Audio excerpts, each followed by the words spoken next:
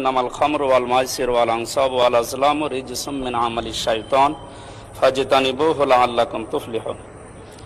মাননীয় স্পিকার, জুয়া প্রতিরোধ আইনের যে বিলটা মাননীয় স্বরাষ্ট্রমন্ত্রী কর্তৃক আনিত, এই বিলটি আমরা 150 বছরের পুরাতন শুনলাম। এর আগে কোরআনে কারিম 1500 বছর আগে নাজিল হওয়া কিতাব। এই আয়াতের ভেতরে সূরা মায়েদার 90 নম্বর আয়াতে মাইসির শব্দ দিয়ে আল্লাহ রাব্বুল আলামিন এই জুয়াকে শয়তানের কাজ বলে অভিহিত করেছেন কোরআনে।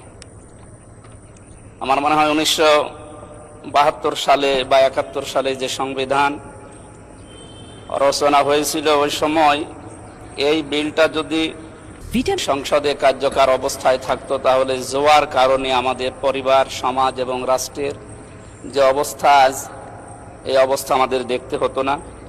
এর পরবর্তী শব্দে আল্লাহ রাব্বুল আলামিন কোরআনের আয়াতের ভেতরে জানিয়েছেন, ইন্নামা ইউরিদুশ শাইতানু আইয়ুকিয়া বাইনাকুমুল আদাওয়াতা ওয়াল বাগদা ইলা আখিরি আয়াত।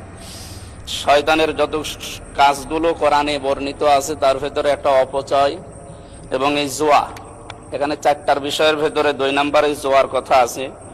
সুতরাং আমরা শয়তানের এই কাজগুলোর দ্বারা তার উদ্দেশ্য হচ্ছে ব্যক্তি, পরিবার এবং সমাজ, রাষ্ট্রের মানুষের ভেতরে অস্থিতিশীল অবস্থা এবং অন্যায় প্রবণতা, বিশেষ করে এখানে 2টা শব্দ দেওয়া আছে, শত্রুতা এবং হিংসা বিদ্বেষ ছড়িয়ে দেওয়া।